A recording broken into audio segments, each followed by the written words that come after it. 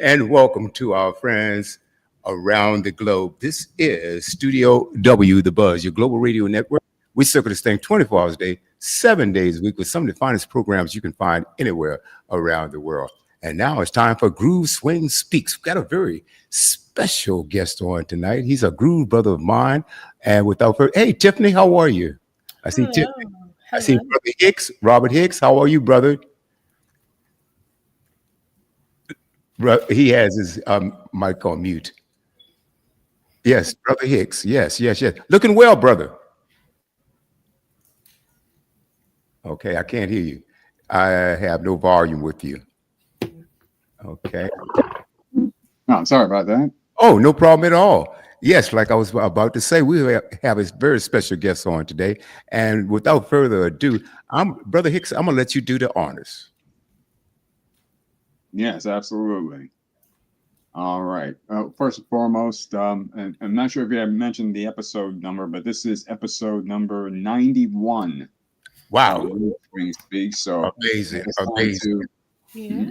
wanted to basically just welcome everyone to the show. And you see the longevity of the show, and you understand how this basically is of the people as well. So I just wanted to mention a little bit about our special guest this evening, Mr. Thelman Gooch. And here's his information. Thelman Gooch grew up on a family farm in Eagle Rock, North Carolina. Actually, I just had to take a look at it. It's just outside of the Raleigh, North Carolina area. He attended Carver, which was an all-black school until that school was integrated in 1970. So he graduated from Valden Whitley High School in 1975 and attended North Carolina A&T and graduated in 1980 with 2 degrees in plant science and agriculture. So shout out to North Carolina A&T. Heard some things about this special event called GHO. We'll probably talk about that another time. But basically, this Feldman here, with his degrees in plant science and agriculture, helped him towards a little bit of the stuff that he's doing now. He got his first horse at age 13, and has had various different horses. Has had horses every day since, even while in college. He boarded his horse in Brown Summit, North Carolina, and he also pledged the Mighty Groove Social Fellowship Incorporated in the spring of 1978. So this Feldman has, if my mathematics is mathing correctly, almost about 47 years. That's good. Yeah, 47. 17, yeah, that's right. And this country boy grew up moving back home in 1989 and then started a business which is thriving today. And if you've ever had the opportunity to see one of his various different rodeo events, actually one just took place a little while ago, you are definitely in for a treat when you attend these events, or if you're missing out on it, you don't want to miss out on it. So I want to bring to the stage right now very great Feldman and amazing parent as well. I just wanted to bring to the stage Feldman Donald Gooch. Good evening. How y'all doing this evening? Hey. Thank you. Welcome, brother. Welcome. Man, we're so happy to have you on. Matter of fact, we've had some amazing brothers from North Carolina A&T here on. Oh, yeah. We've had the Spaceman on, the Spaceman. Spaceman, yeah. And Roy Thompson, the Bird. Yeah. That's right. James Sparrow, the Bird, just had him on, man. And now you, brother. So we've been blessed. And you had my daughter on, Caitlin. Your daughter was on. Absolutely. Yeah. We can't forget that either. We can't forget that. So I am having I was reading your a more extensive bio, and brother, your bio reads like a novel. It is absolutely incredible. Is it a novel? Because it certainly could be. Yeah, it could be. I'm just lazy. I need to take the time with my daughters and do it.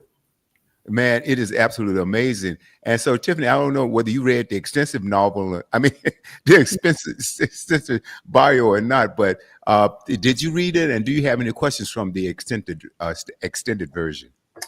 I read some of it. So I do have a few questions for you. How was it growing up with a house full of people? It was different, but the era I grew up, it was normal to have a household full of people. But I also, my grandmother raised me, which we was like a couple of blocks from the farm also, and it was my grandmother and my uncle. So I grew up in two households, but my grandmother, I grew up with her alone for the most part. But I fell in love with the farm at like 5. My Uncle Charlie, he's the one that was a farmer. But we're like 5th generation farmers and 3rd generation horsemen. Wow. Okay, so who got into horsing? Was it your grandparents, or how My did great that granddaddy start? was a horseman. Yeah, Okay. I never met him, but they told me he was a horseman. That's why, I kind of like, I guess I got that gene from him. But I'm the only one that really in my family that got into horses. I got a couple other cousins. They farm boys and they was into horses for a minute, and they also are grooves too. They're right around the corner. Oh, So we're farmers. We're pretty big landowners in Wake County. Awesome. Nice. Okay. yeah. How many how many acres do you live on now, or do you have right now? Well, I kind of extended my horizon. At our original farm, we have around 90 acres, and then that's in Wendell, where the arena is, and I'm in Middlesex. I bought 31 acres here where I'm at now, and I have 80 acres in South Boston, Virginia, on the river. Wow. That's incredible. That's incredible. An athlete said a long time ago, land is the best investment that you can get because they aren't making any more. The best. They aren't making any more of I've that. tried So- stocks. I've tried trading currency. I've tried everything, but it didn't work out. Right. And let's But go back to the your land is childhood. solid. Let's go back to your childhood a little bit, Ben, Okay. before you went to North Carolina A&T. Growing up, it seems like you had a few challenges in your life. Yeah. Like you said, you ended up living with your grandmother. Do you want to talk about that and how that transpired? How did that happen? I'll talk a little bit about it, but at 3 months old, we was without our parents. I had a brother and a sister, and they were older, and so my mother was murdered, and my father went to prison for it. So it was I really didn't know about it. I found out about it in the streets. I think I was like, yeah, my 10 or 11, and this guy told me, about how my mom had passed, and I really didn't know. So, I went to my grandmother, and she was like, oh yeah, it happened, and she kind of explained it. And then when I was 15, she brought the subject back up, and she said, you need to go meet your daddy, your father. And I did, and it was a short visit when he got out of prison. And I saw him that one time, and I was 15, and then he died 3 years later. I was 18. Amazing. So it's kind of haunted me, but it really affected my older brother and sister. I can imagine. And lucky for you, I don't know whether luck is the right word to put it or not, but fortunate enough for you that you were too young to even remember that, because it probably affected you a lot more than that. And now, growing up in school, how were you? And let's talk about grade school a little bit. Were you a good student, an average student, or I was a good student, but I was a class clown. And see, I grew up in an all-black school up till we were in the 8th grade, but we stayed in a mixed community. And I mean, I talk about it with them now. I just had my 50th class reunion, and it really wasn't a problem at home, but when we integrated, it became a problem. So some of the guys that I was friends with in my community, we couldn't acknowledge in school that we were friends. It was forbidden. Right. Now, also, going to school, it's my understanding now, you had an aunt that was a stockbroker. Is that correct? Yes, and she was in New York. She was a stockbroker.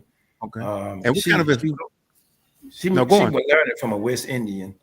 So I kind of grew up spoiled because my grandmother had 13 kids. I was number 14.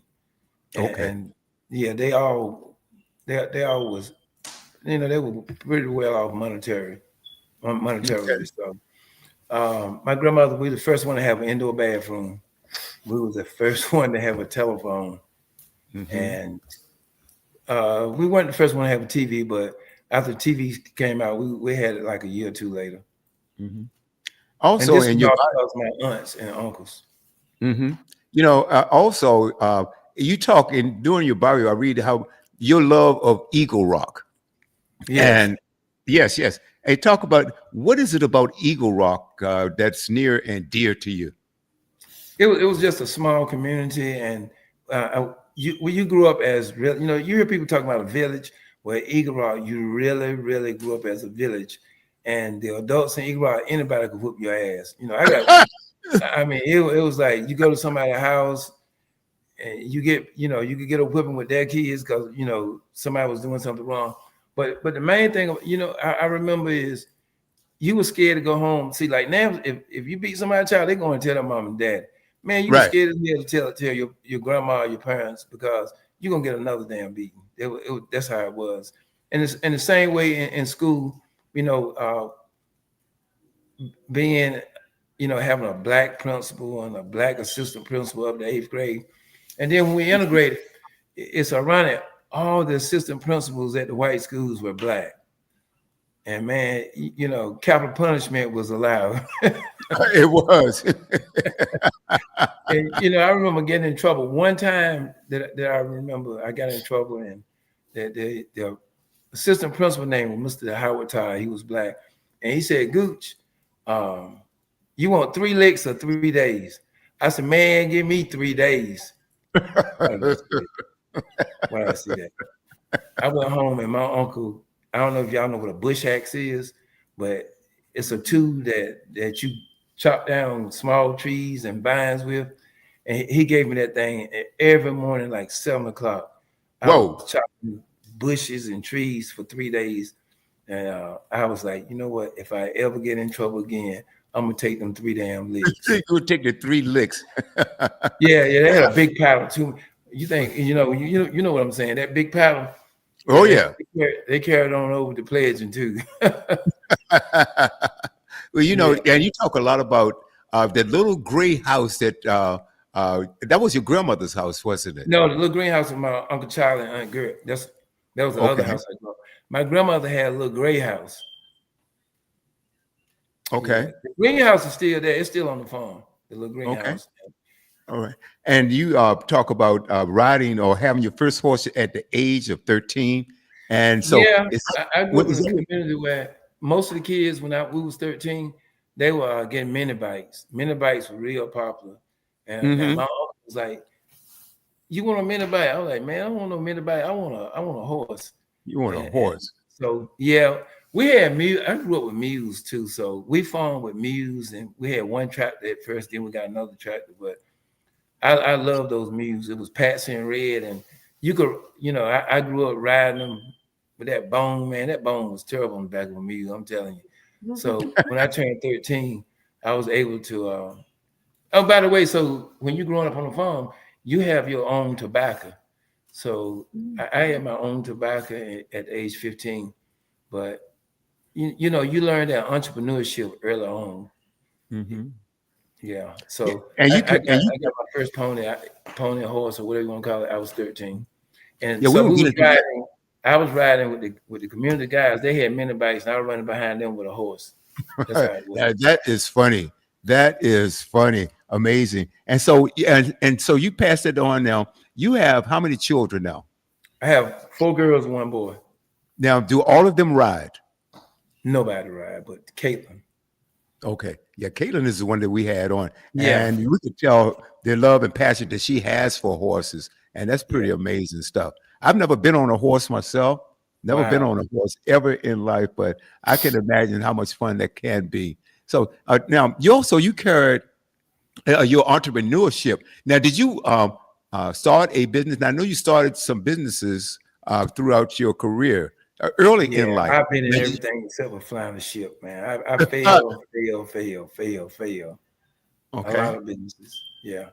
But you kept going and you kept going and you became Yeah, successful. the horse business, when I got back home, it's called a hack line. I was renting out horses, and that's what I was doing. You know, people come and pay to ride.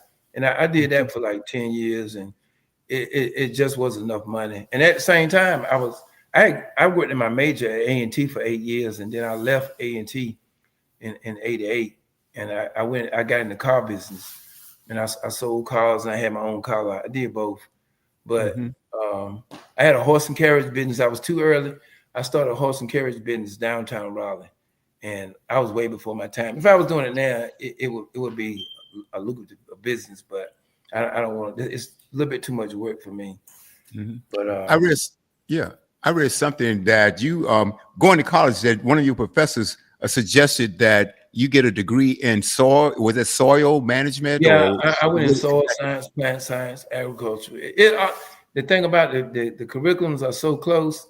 It's probably like 5 hours difference in all of them. So, you know, a lot of us that majored in that in those majors, we came Mhm. up with multiple degrees. Okay.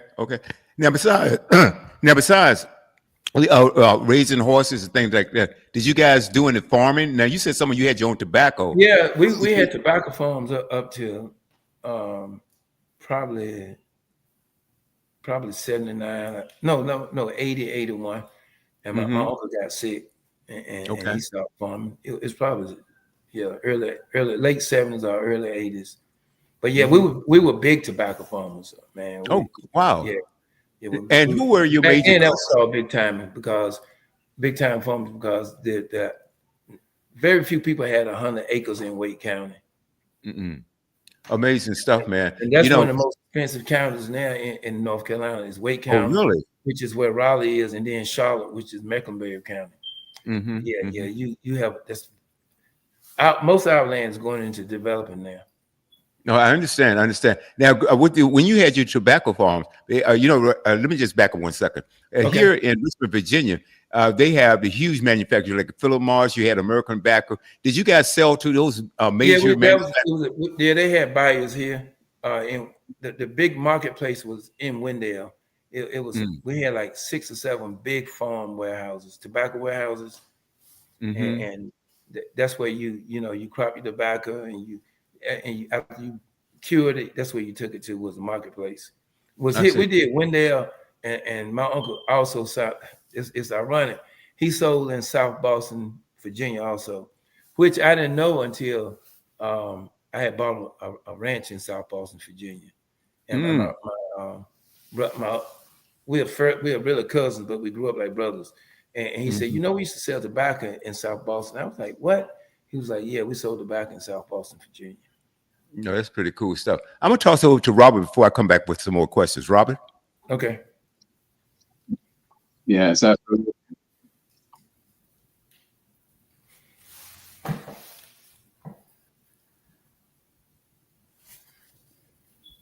Yeah, absolutely. Yes, and I wanted to find out information about. Now, you grew up in Eagle Rock. You're pretty much in the Raleigh area. How did you end up in Greensboro, heading towards your? That's yeah. I didn't want to go to college. I wanted to be a farmer, and it's like in my family, it's like you had to go to college. My grandmother died at 105, 104, but she was Amazing. at one time she was one of the oldest living members at Shaw University. No, So boy. it was like you got to go to college, and then I had several uncles and aunts that went to A&T, and I had a couple that went to Central, but we mostly went to A&T. My family mostly went to A&T. So it was like he said, "You got to go to college," and I was like, "Oh, I was hoo-ha and didn't want to go." And I took the SAT and I ended up at A&T. They probably the only one that would accept me. Were there like a couple of rivalries at the house because you had A&T on one side, Central Yeah, on the with other? A&T and North Carolina Central, it's still going on today. This weekend, North Carolina Central had their homecoming, but I had a show and I couldn't go to run my mouth, so I just talked. They lost too. We lost. A&T lost our homecoming. Thank God, Central lost their homecoming. Mhm. Or else it pretty much would just have to hear the constant talking Yeah, back and forth. yeah. And then as the kids, they started going to ECU, North Carolina State.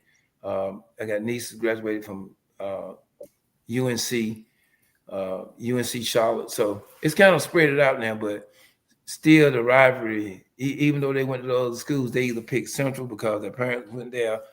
They picked A&T because their parents went to A&T. Absolutely. Now I know that you're basically as a A&T alum. Have you been back to the school, and two,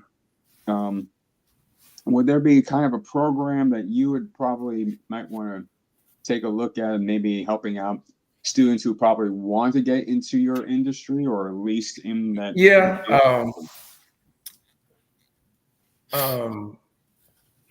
A&T is I mean they're a broader school now. I mean they're number one in engineering, but I really don't try to persuade people what school to go to or what major to major in. But I mean you can just Google what industry is paying the top dollar now, and it's a lot of people that want to be an entrepreneur, but it takes thick skin to do this, and you just, I mean, everybody's not going to make it in business. That's just the way it is. And I think I try to teach investing more than anything else.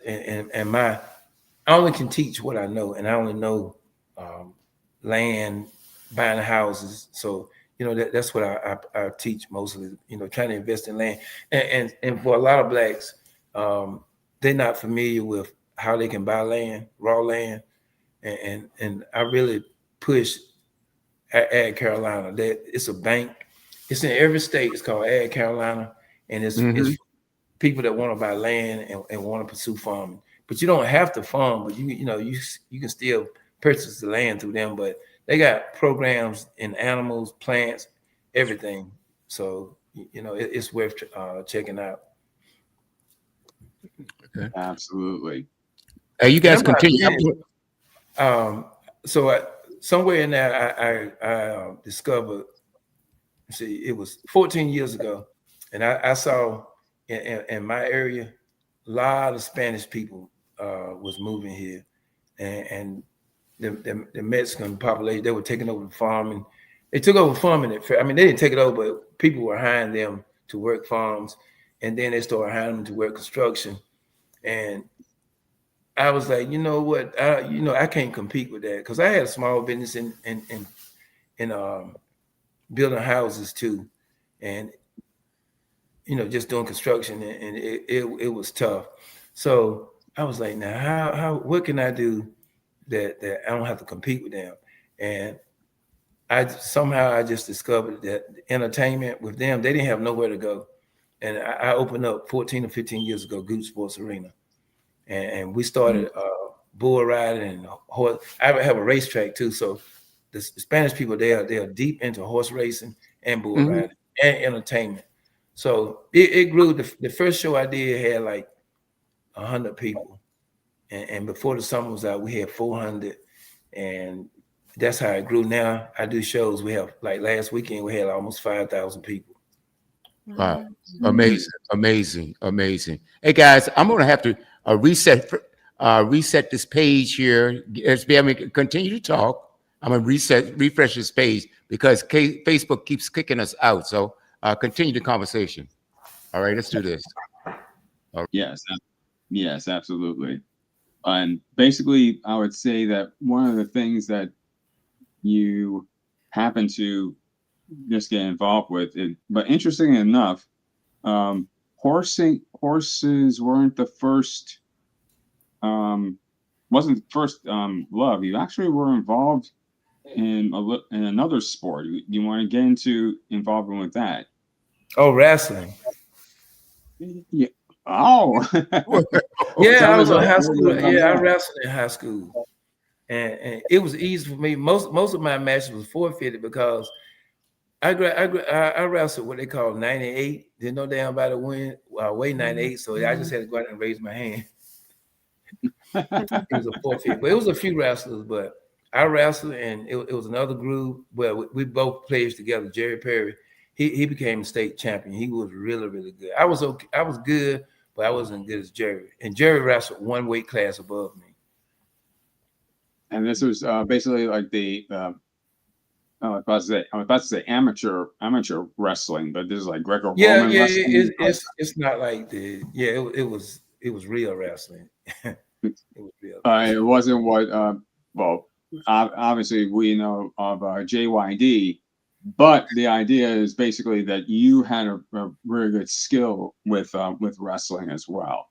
Yeah, I like wrestling, but the thing about when I got to A&T, I wanted to wrestle, but I was too light. You know, even over the summer, I tried to gain weight. I think I got up to 105. My freshman year at A&T, I weighed 105.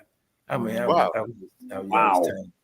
And I went out for wrestling. I was about to say it was 105 Yeah, pounds or guys. 105 kilograms. Yeah. You had guys in college. It started 112, and in college you had guys dropping down from like 150 to 112. I couldn't compete with that. That's Wow. pretty amazing stuff. That's pretty amazing stuff. Mm-mm-mm. And when you got out of college, how much did you weigh? Oh, my sophomore year, I started growing. This is amazing. When we started Pleasant Groove. The first night it was 69 on our line. We had 69 brothers, and What? it was huge, 69.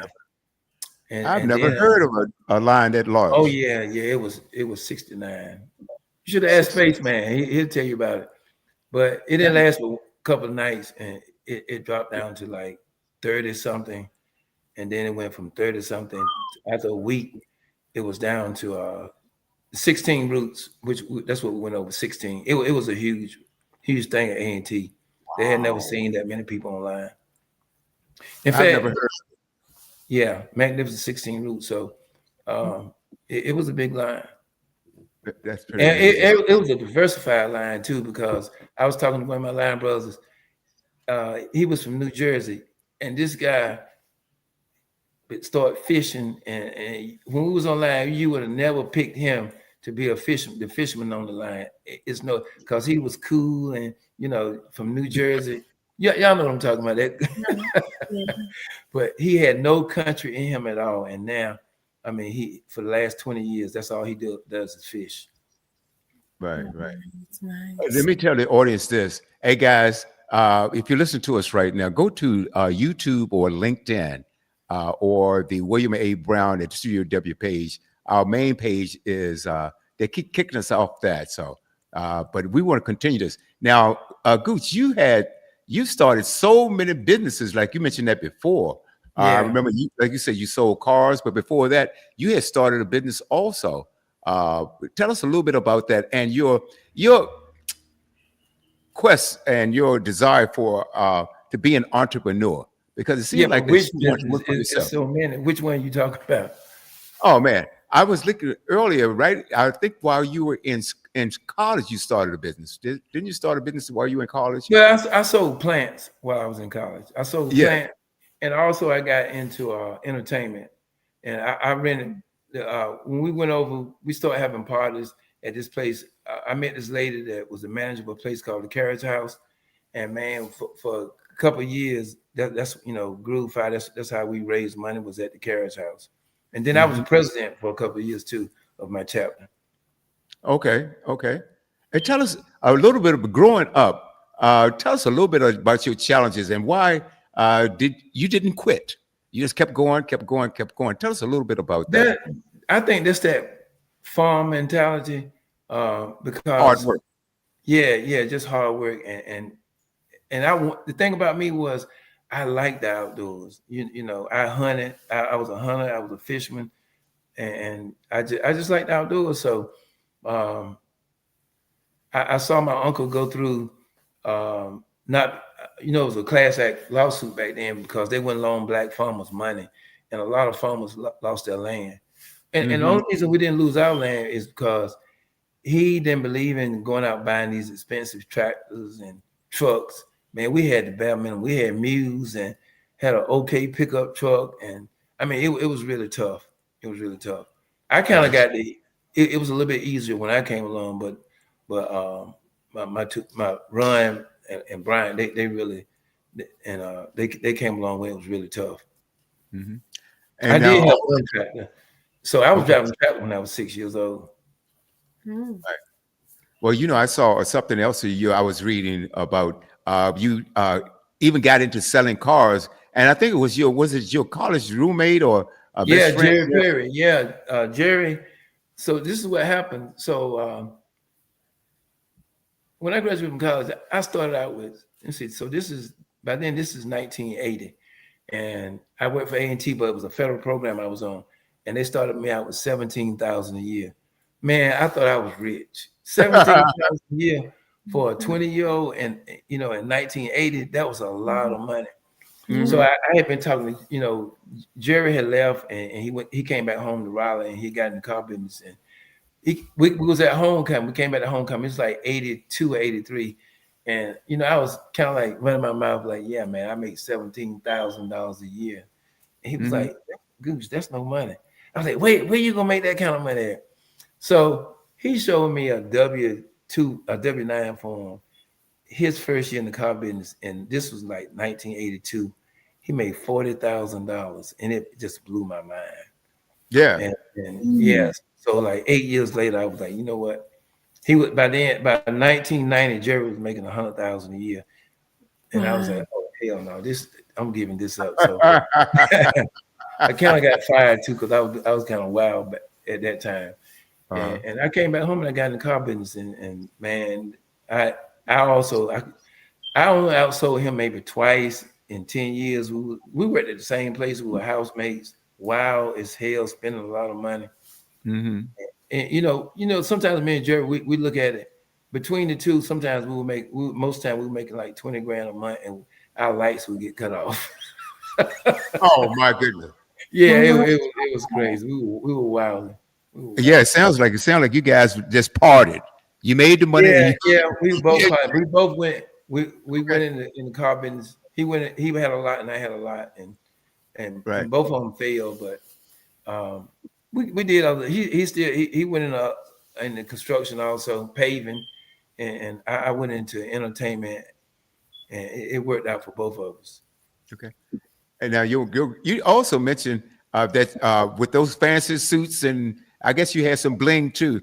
Your grandmother, she's kind of peeped the game and says, "Wait a minute, hold it." Did she kind of draw you back in a little bit? Yeah.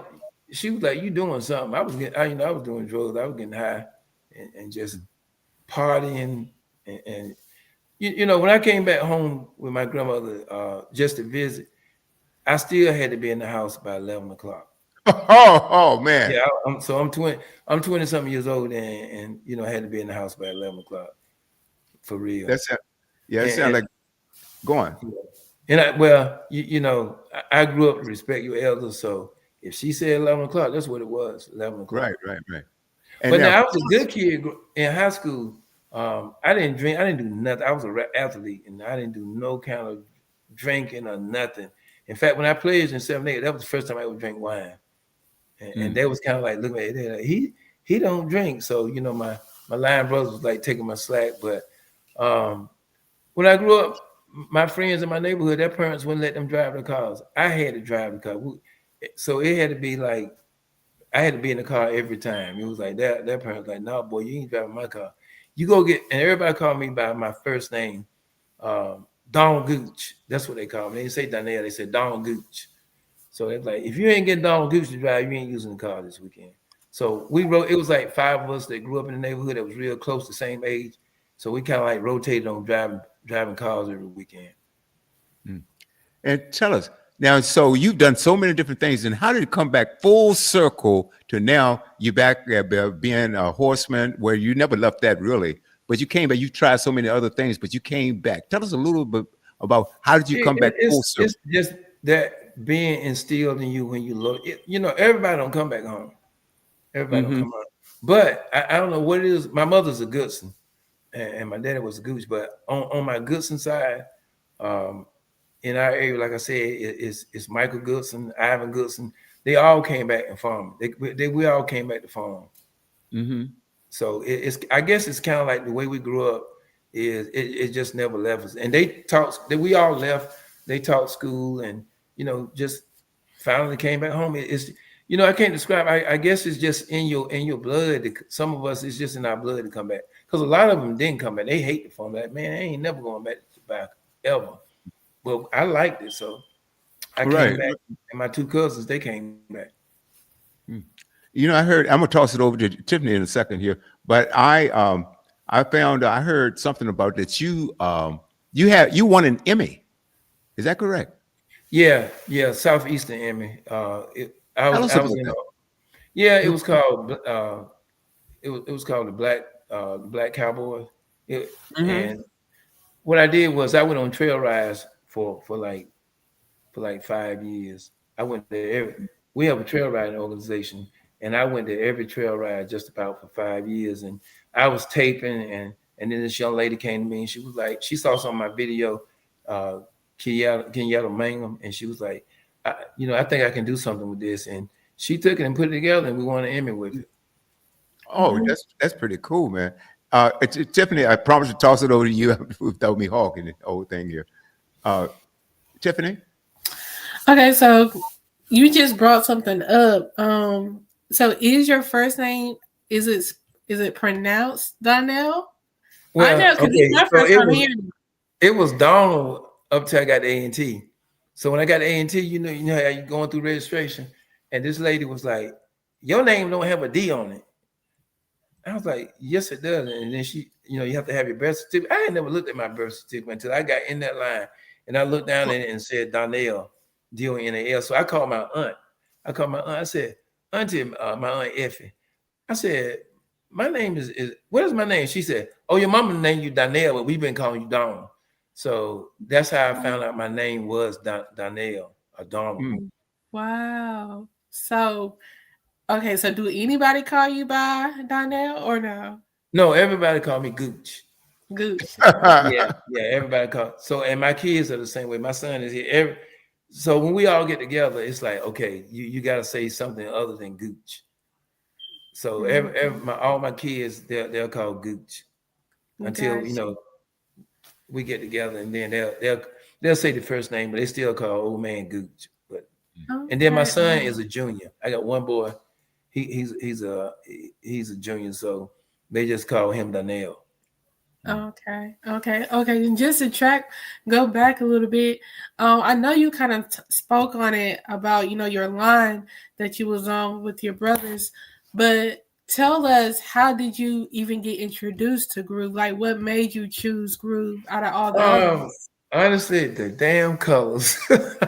Really? That was it.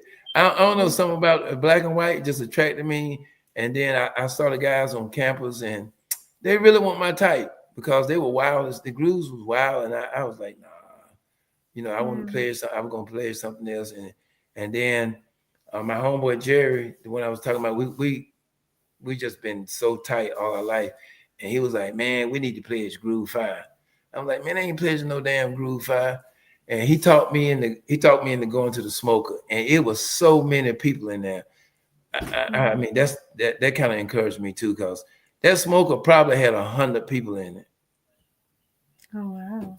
Okay. So it was the colors, and then being introduced, and then I met Spaceman, and y'all had him on here.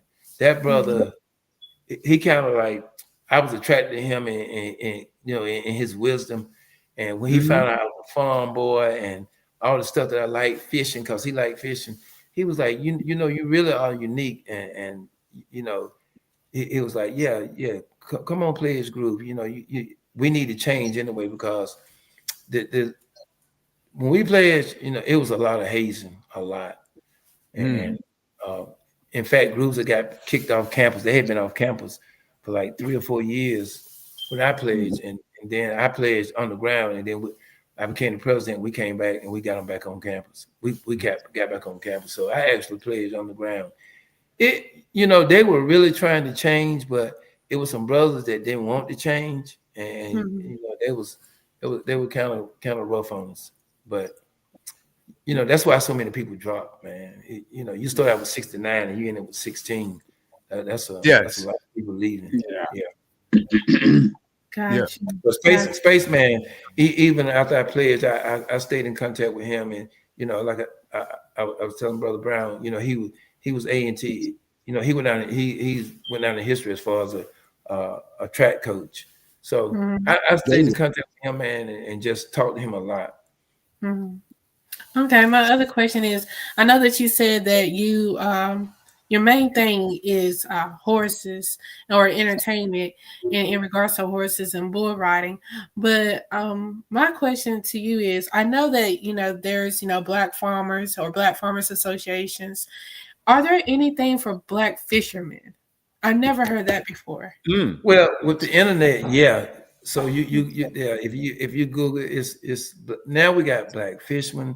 I'm in 2 RV. I do a lot of RVing, so I'm in 2 RV groups, and then we have 4-wheeling groups. I'm in a 4-wheeling. I'm big. I do more 4-wheeling than I do horses. I really don't. My daughter took over the horses. I don't ride. I haven't actually been on one back in 4 years. I kind of I had 2 knee replacements, shoulder roller cuff, and just a lot of physical stuff. So I got in 4-wheeling. But anything I do, I go all out. And man, I got like 4 4-wheelers. I got 2 side-by-sides and 2 4-wheelers. And we travel around the country 4-wheeling. And we RV and 4-wheel. Wow, you really do still have the wild side to you, huh? Well, no, I ain't ready to sit down yet. In fact, if you sit down, you're gonna get stiff. Get back up. That's what they say. My thing, okay, in regards to your horses, I know you say you haven't been on one in a while. But have you ever had like a particular horse that you just absolutely love, or do you love all of them the same? Like, do you have that attachment? My first love, like I said, my first horse was Maud. Her name was Maud. And then when I got A&T, I had a horse called Blake, and I got into racing too. So he was real fast, and I kind of like reigned for 4 years, and then when I came back home, I think it was 90, 93, 94, I became a trainer in Florida. I was the first black trainer in Florida. So I really trained quarter horses. I did that for a long time. That's pretty cool. But the quarter horse training, so you go in October and then you come back home in February. So it wasn't all year round, but it was it's like a meet. You go from like October to February or whenever the meet ended, and then you come back home. So I did, that I love horse training. And I think I learned most of my training from I had a young Mexican guy. He came from Mexico, and man, this guy was I thought I could train, but he was so advanced. I mean, just day and night. And I started learning from him, even though he didn't speak English when he got here. So we both was trying to understand each other's language, but the horse language was the same. So, yeah. Nice. So I take it that you have a lot of partners of other ethnicities, more so probably in the Hispanic realm. Yeah. My man, I'm so close to. It's a couple of families that I'm real close to, but it's a family called the Rodriguez's. They've been here for 8 years, and they just made my life just so easy. Especially with I do mainly Spanish concerts, and they handle everything. And then my partners, as far as the actual concerts itself, they're all Spanish. It's 3 Spanish guys and me. Oh wow. Yeah. Wow. I haven't been to your ranch. Oh my gosh. Let's say I went over in 2011, so it had to be around maybe between 2012, 14, something like that. But did you come to a trail ride, or you just came out here? I went. It was you had an event. I remember that because there was a lot of people out there, and because I know it was some of the swing sisters. They were out there as well. So I So forgot. it was a trail ride. It was black. Listen, don't get me lying. All I remember is it was a lot of people out there. I know it stank real bad out there. I said, "Oh my god." I don't know how he do it. But it seemed to be, fun from, what I saw and whatnot. And I was like, okay. And to know that, not only a black man, but one of my groove brothers actually owned this, you know what I mean? I was like, that really kind of meant something to me. Oh, And then thank you. also to hear that you have all this land as well. That's something that I'm gonna have to hit you up because that's something that I'm very interested in as well. Yeah. Make sure you hit me up because it's so many avenues, especially you're a minority woman, even though it's kind of crazy right now, but the opportunity is still there. You might have to work a little harder at it, but the opportunity is there. I'm doing where I'm at now. I had 31 acres here, and I'm taking 8 acres. I'm doing a subdivision here, but I don't even want a big subdivision, so I'm doing 3 houses, and then I gotta, I'm kind of making up the rules myself. All the houses got to be 2,500 square feet above, and this is fun to me, and it's a lot. It can be a lot of. It is a lot of money. Let me put it that way. It is a lot of money, and I just. Caitlin, I just been pushing her to become I was like, yeah, you need to become a contractor, get your contracting license and, pursue this. And I mean, for women, it's really a great opportunity, especially Black women. I mean, it's a lot of white women in it too. My engineer is a white lady. My designer is a white lady. So, it's a lot of, they are all minorities, but, they do a good job. Now, used to, when I first got in the business, we had Black masoners, we had Black guys doing concrete, we had Black framers. You can't, they're gone. They're gone. They're gone. I got one crew that's a Black. He does concrete, but he don't even have time for me. He does real big jobs. And then we got another guy that graduated from A&T. He's not a groove. It's called Brody Construction. He's building all those big buildings at A&T, and he's Black. And he started right here, right down the street from me. It's called Brody. Nice. That's what we talk about. Wow. Do you know the reason why those gentlemen left the business? Oh, we became more educated. We didn't want to do this type of work. That's the main reason. They can say that it's not the Mexicans took our jobs. No, it wasn't that. It had nothing to do with that. It's just that if you look at my family, immediate family, hell, 80% of us went to college. They didn't want to lay brick, do construction, even though we grew up in it. My uncle Henry Arthur, he was a builder, and his son and I do stuff together, Henry Goodson. But we're the only ones that really was interested in coming back, doing construction. So it just, we became more educated, and then they went into different business. Black people went into different business. Our culture a lot of them went into restaurant business, which is tough. I mean, restaurant. I never tried it. Don't want to try it.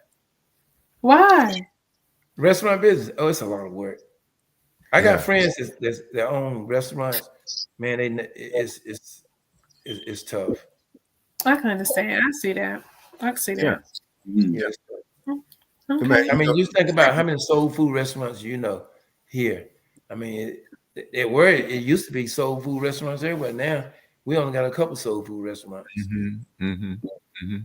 Yeah, a lot of licensings and permits and codes you got to. Well, yeah, because you can't. I mean, we used to have what we call hole in the wall restaurants. Man, they don't even exist no more because, like you said, the codes and the internet. So, now if you have a problem in your restaurant, especially something we don't want to talk about, a roach or a Yeah. rodent. Yeah. Yeah. That's the end of your business right there. Absolutely. Absolutely. Absolutely. That's Wow. Hey, Robert, we've got 9 minutes left. Yes, definitely. So, hey, definitely was a pleasure having you on tonight. And from Magooch, how can people get in contact with you? And also, when is your next major event? I got one Say event for- left. My whole life is on Facebook.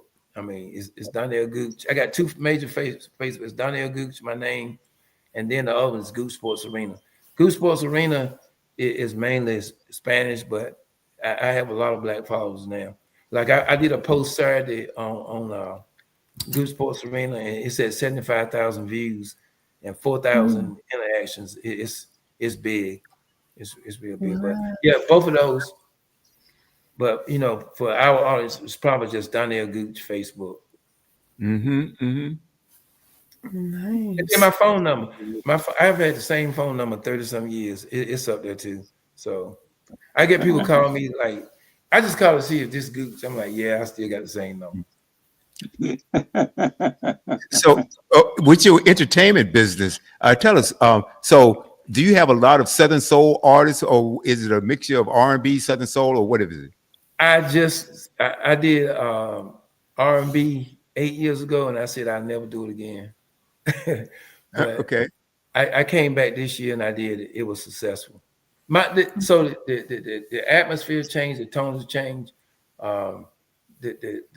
It's so many people now that's into line dance and stepping. And and I bought Southern Soul here, and it was a success. Yes. Nice. I play a lot of Southern Soul music here, and I had the king. You probably know this guy, king of the trio ride, Jeter Jones. Jeter was here. I talked to Jeter still. Man. Yeah, I bought Jeter Jones. If you look at my Facebook, let me tell you something. I had Big Moochie too, and several others, but Big Moochie did good, but Jeter Jones, man, that guy's an entertainer. I mean, I don't know how at his age he jumped off that damn stage, and I don't know how he does it, but he is an entertainer for real. He's a real entertainer. And Big Moochie got so many line dances. People in the line dancing now. He just came out with another one like 2 weeks ago. But Young, a lot of those guys came up on the trail ride. They were just trying to at a regular trail ride, trying to sing, and then some of them came from gospel and R&B. But right now, Southern Soul is hot right now. It's red hot. It's red hot. Yeah. I had a chance of meeting Jeter Jones in person, and also I've had him on. I do a show on Wednesdays tomorrow night called Cultural Excellence. I've had him on live. I met him and Sir Charles Jones. I went down to South Carolina for South Carolina's hitting on all cylinders right now. That's the hotbed of Southern Soul right now. They got a young DJ down there, DJ Payman. Oh man, he got a thing event November 14th, 15th. I promise you, it's gonna be 13 to 15,000 going to see a DJ. It's unreal. Right. Now this was it was a big venue in Florence, South Carolina. I went there last year before? Florence, South Carolina. It's a huge venue there. Jeter Jones, Sir Charles Jones was there. A whole bunch of cats were there. Let's see. Oh boy, I can't think of all of them right now. Yeah, we do like the one I had at my trail ride. I had like 6 artists, and so a lot of them are up and coming, and they don't even want to get paid. That's like, man, they look at how many followers, how big. See, just like Jeter got there, he didn't know my place. My arena is 1 acre. It's up under 1 acre. And when he got up, he was like, man, I did not know it was this big. And when he got there, he was like, wow. But a lot of guys are wild when they get there because it's huge. It really is. It's huge. Well, you think about 1 acre arena. That's big. That is huge. That is absolutely huge, man. That is absolutely incredible. I'm going to have to come down and visit, man. Call me anytime, man. I ain't doing nothing but blowing hot air. You ain't doing nothing. You having fun, brother. Yeah, I work every day except for Sunday, but it's not like work. I have fun. Because you're enjoying yourself. Yeah, this is absolutely incredible. Now tell us, what is the one question you wish we had asked and we didn't get a chance to? Wow.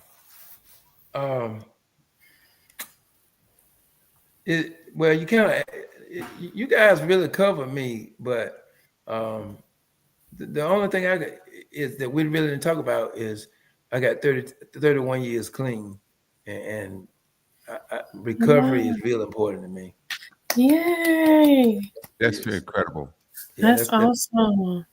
yeah. For those who have had a problem with substance abuse, what was the one thing that got you out of it?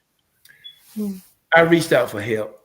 That's somebody like special people like me. You got a little change, and you think because you got money, you don't have a problem. Then, as long as I can, somewhat pay my bills, Uh yeah, I huh. don't have a problem. But suicide was a way out for me. Let me put it that way. So, you can have all the money, you can have all the land, it don't matter, and then you find yourself thinking about suicide. And really considering it, that is it's a difference when it just passed your mind, but when you really sitting there going like, God, just go and take me, I'm ready to go, No. and He delivered me from that. And the next day, I went to a treatment center in Raleigh, and Mm-hmm. I went. I mean, that's all it took for me was just taking a break. And when I took that break, that was it. I never looked back. That was January 28th, 1996. Mm-hmm. Wow. Yeah. Nice. Did you do this on your own, or did someone encourage you? God encouraged me because I was ready to God kill encouraged you. myself. Absolutely. Yeah, I was Absolutely. sitting in a room in my grandmother's house, and I was just like, I just want to die. I just Oh want to no. die. Wow. And was your grandmother living there? No, she'd already passed. I No, understand. I understand. she Well, already I'm passed. so glad that you decided to stick around, brother, because the world would be missing a treat if we didn't have you here, man. It Well, is my thing absolutely. is, if anybody dealing with substance abuse or depression, my number's on my Facebook. I love talking because when you talk about it, it helps me too. It helps Well, me. Mhm. I feel yeah, I'm glad. I I'm don't go to happy for meetings like I used to. I went to meetings every day for 10 years, every Oh, day. Yeah, that. wow. Every day. and then it kind of like I didn't outgrow it. It's just that I use a different form of soul searching and talking to people. All my employees that help me are recovering addicts. Hmm. Hmm. Have you done any or considered doing any public speaking? Well, when you in the rooms of Narcotics Anonymous, I spoke a lot then. I did a lot of engagements, but Mhm. I need to. I need to. Mhm. And my thing, it would be about recovery and being successful as an individual. It ain't gotta be Mm. black. It ain't gotta be messy. Just as an individual, because Yeah. a lot of people fail and they give up. But that drive, if I got a couple people in my life now that they're not gonna give up no matter what. They're Right. not gonna give up. But a lot of Right. them are Spanish. I started a lot of Spanish. I got a builder now. He's one of the top builders here. I helped him. I loaned him the money 15 years ago to buy his first, get his insurance so he could build a house. I mean, and we still friends to this day. Absolutely. Yeah. Absolutely. Um, Robert, you get the last question. I'll say that the last question is, have you thought about basically as a family business in itself? Basically, what are your next ventures at this point? Well, I'm glad you asked that. I don't never stop. That's the thing. I don't sleep. My mind won't shut off. I have to take some kind of Benadryl or some kind of medication to go to sleep. I'm on this water thing. I'm gonna tell you guys, water is the future. So I have an underground spring in South Boston, Virginia, and I've been trying Mhm. to get a license for 3 years. It's tough Mm. because the kind Wow. of money that's in water is I mean, I haven't even touched the surface of my other businesses. Water it's a company in the same area, and he has a underground spring, and his business. He been in business. He been there a long time, like 20-something, 21 years. Mm-hmm. And so I'm gonna tell you how big he is. He did about 6 years ago. He did an ad during the Super Bowl. That's kind of money. Oh, boy. Yeah, Mm. Yeah. but yeah, Yeah. and then we have a black lady out of New York. She owns she got the money up and bought a water plant in New York, upstate New York. She Mhm. paid $2 million for it, and then it was like 60 days later, PepsiCo offered her 20 million for it. It's a true story. Amazing. Look it up. Yeah, and she said, nah, 20 million. You know, she wouldn't sell it for 100 million. I'm sure. That's Right. amazing. Yeah, That but is amazing. that's where it is now for me. Right. For me, Well, that's my last adventure too. If I get that water plant over, I'm done. It's over. I'm done. I'm done. Well, My kids what- will take over. Yeah. Why do I get the feeling that you'll never stop working? I won't. I won't. Yeah. Well, you know, No. your story is an inspiration in itself. I was reading it and I said, wow. And I want to say thank you to Rock too. Oh yeah, that's my girl. Rock is something God else. shows me a lot of love, just always have, and she knows my story well. You know. She does. She does. Yeah. she says she's very proud of you. She is. That's amazing stuff. She, as a matter of fact, she was telling me, she said, William, you need to read. She sent me an email. She sent me the short bio that Robert read. And then she sent me the longer version yesterday. I read it. Right after reading through it, I said, wow, what a story. Your story is an inspiration in itself, my brother. Yeah. So- It wasn't about me. I didn't do it. That's just how God had my path. You know, that was all God.